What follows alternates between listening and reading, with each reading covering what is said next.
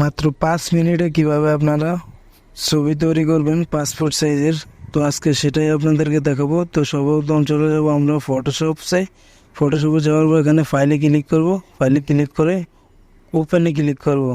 তো ওপেনে ক্লিক করার পরে আমাদের যে ছবিটা আমরা কাজ করব সেটা নিয়ে নেব, সিলেক্ট করে এখানে ওপেনে ক্লিক করব।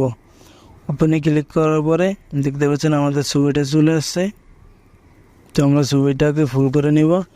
ফুল করে নিয়ে এবার এখান থেকে মাছ বরাবর বসিয়ে দেবো। তো বসিয়ে দেওয়ার পর আমরা এটাকে ক্রুপ করবো পাসপোর্ট সাইজে। তো ক্রুপ টুলে ক্লিক করব। ক্রুপ টুলে ক্লিক করার পর এখান থেকে সাইজ দিয়ে দেব। তো এখানে আপনারা আপনার মতো সাইজ দিয়ে দেবেন। এখানে সাইজ দেবেন 40 mm। পাসপোর্ট সাইজ ছবি তৈরি করার জন্য 40 mm এবং হাইট দেবেন 50 mm। তো আমি হাইট 50 mm দিয়ে দিলাম। তো এখানে দেখতে পাচ্ছেন রেজলিউশনটা আপনারা 300 করে দিবেন। তো আমি 300 করে দিলাম। করে দেওয়ার পরে এখানে পিক্সেল ইঞ্চি দুইটা থাকবে, ঠিক আছে। তো দেওয়ার পরে এন্টারে ক্লিক করবেন। তো আমি এন্টারে ক্লিক করে দিলাম।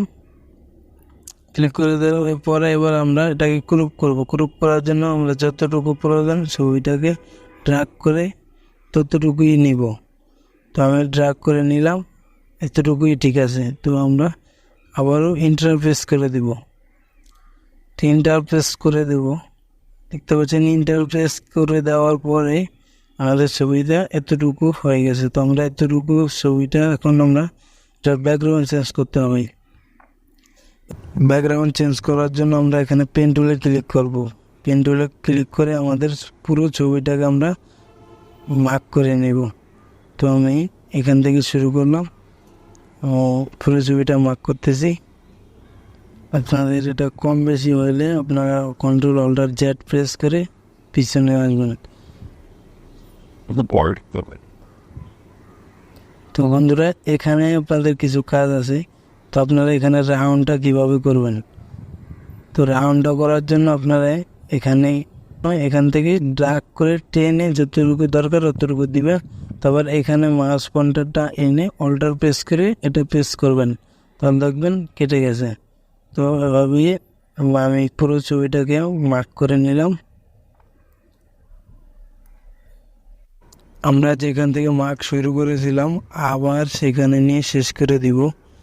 তো আমি করছি, দেখেন। তো এখানে আমরা এটাকে ফুল করে জোড়া লাগিয়ে দিব।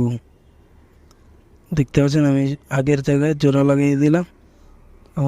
এবার আমরা Ctrl-Enter প্রেস করব।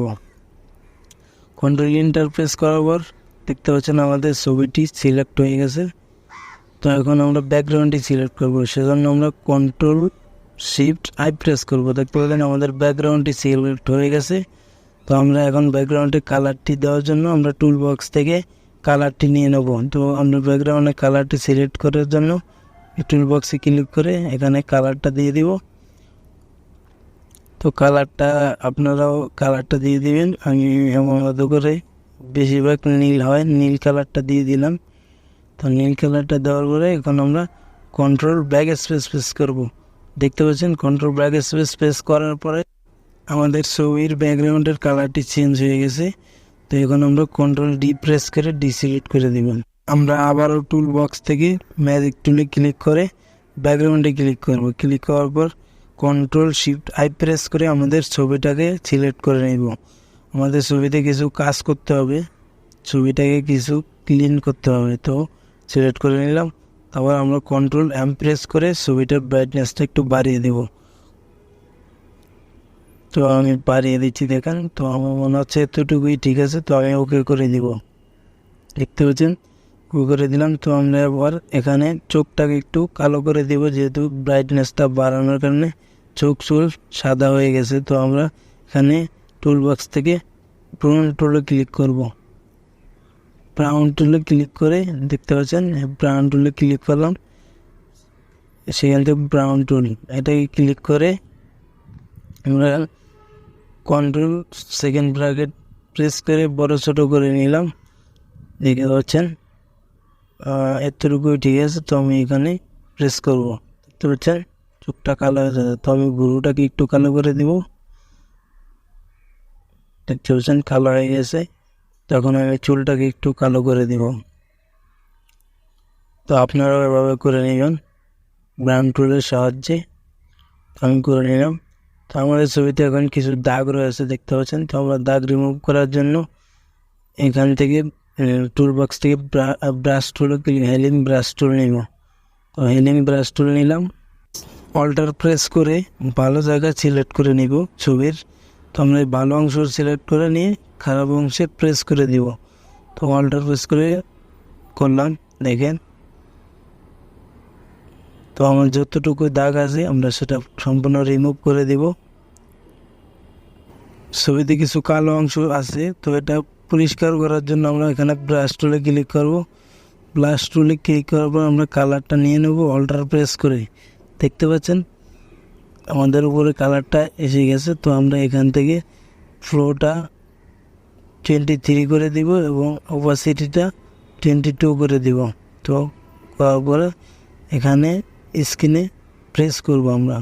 তো ভালো যেখান থেকে কালারটা ভালো আছে, তো আমি সেখানে অল্টার প্রেস করে কালারটা নিয়ে এখন এখানে ব্রাশটা অ্যাড করে দেব। তো আমি এখানে ব্রাশ করছি, দেখেন যেখানে আমাদের কালো কালো অংশ আছে সেটা আমরা পরিষ্কার করে নিচ্ছি, দেখেন। তো আমাদের ছবিটি সম্পূর্ণ হয়ে গেছে, দেখেন একটি প্রফেশনাল ছবি হয়ে গেছে। তো আমরা এটাকে প্রিন্ট করে আপনাদেরকে দেখাবো। প্রিন্ট করার জন্য এখানে ফাইল মেনুতে ক্লিক করবেন। ক্লিক করার পরে নিউ ফাইল নিয়ে নেবেন। নিউ ফাইল নিয়ে এখানে কাস্টমে ক্লিক করে A4 সাইজের ফাইল নিয়ে নেবেন। তো আমি A4 সাইজের ফাইল নিয়ে নিলাম। তো এখানে ওকে করে দিলাম। ওকে করে দেওয়ার পরে এখানে মুভ টুলে ক্লিক করব। ক্লিক করে আমার ছবিটাকে এখানে মুভ করে নেব, টেনে ধরে এখানে ছেড়ে দিব। তো এখানে সুন্দরভাবে আমরা বসিয়ে নেব, সাজিয়ে নিব। তো আমি সাজিয়ে নিচ্ছি, দেখেন। একটি ছবি দিয়েই আমরা সম্পূর্ণ পেজটি সাজিয়ে নেব। তো সেজন্য আমরা কন্ট্রোল অল্টার প্রেস করে টেনে সাইডে দিব। দেখতে পাচ্ছেন দুটি হয়ে গেছে। তো আবারও সেমভাবে কন্ট্রোল অল্টার প্রেস করে টেনে এদিকে নিয়ে আসবো। তো আমাদের 4টি ছবি হয়ে গেছে। তো আমরা এটাকে প্রিন্ট করে আপনাদেরকে দেখাবো। তো সেজন্য আমরা এখান থেকে ফাইল মেনুতে আবারও ক্লিক করব। ফাইল মেনুতে ক্লিক করার পরে নিচে দেখতে পাচ্ছেন প্রিন্ট উইথ প্রিভিউ। তো আমরা এটাতে প্রেস করব। প্রেস করার পরে আমাদের একটি ডায়লগ বক্স শো করছে। তো আমরা এখান থেকে সেন্টার ইমেজ এটা টিকমার্কটা তুলে দিব। তো উপরে দেখতে পারেন টপ, তো এটাকে 0 করে দিব। 0 করে দেওয়ার পরে এই কর্নারে দেখতে পাচ্ছেন প্রিন্ট, এটাতে সিলেক্ট করে দিব। তো আমরা এটা দিলাম। তারপরে প্রসেসে ক্লিক করব। এখান থেকে প্রপার্টিসে ক্লিক করব। তো উপরে লেটার সাইজ আছে, তো আমরা এটাকে A4 সাইজ করে দিব। যেহেতু আমাদের ডকুমেন্টটি A4 সাইজ থাকে, তো আমরা এখানে দেখতে পাচ্ছেন নিচে প্রিমিয়াম, এটাতে দিব প্রিমিয়াম প্রেজেন্ট পেপারমেট। তো এটা দেওয়ার পরে সেখান থেকে হাই করে দিব নিচে। তো কোয়ালিটি হাই করে দিলাম, কালার থাকবে। তারপর ওকে করে দিব। তো ওকে করে দেওয়ার পরে আমরা আবার ওকে করে দিব। তো এভাবে আমাদের ছবিটি প্রিন্ট হয়ে যাবে। তো আজকের ভিডিওটি এ পর্যন্তই। ভালো লাগলে ভিডিওটি লাইক কমেন্ট শেয়ার করে দিবেন। আজকের ভিডিওটি এ পর্যন্তই। ভালো থাকবেন সবাই, দেখা হবে পরবর্তী কোনো ভিডিও।